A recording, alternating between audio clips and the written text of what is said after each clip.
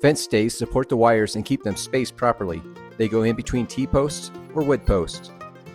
You can purchase twisty stays like this with your other fence supplies.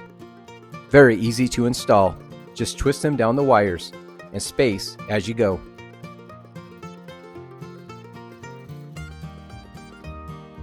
If the stay's a little too long, just trim it off with your fence pliers.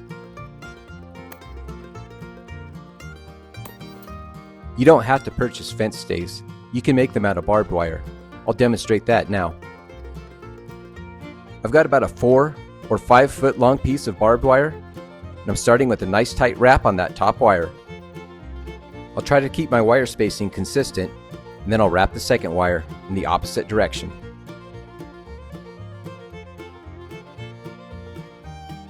A little awkward to get that long piece of wire to cooperate and get your wrap going.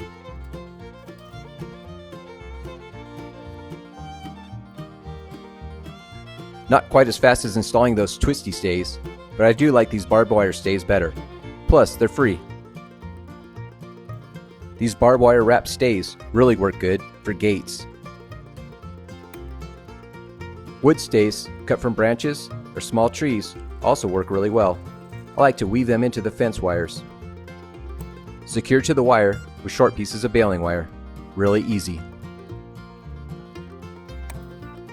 Just twist the baling wire onto the barbed wire and then loop it around the stick.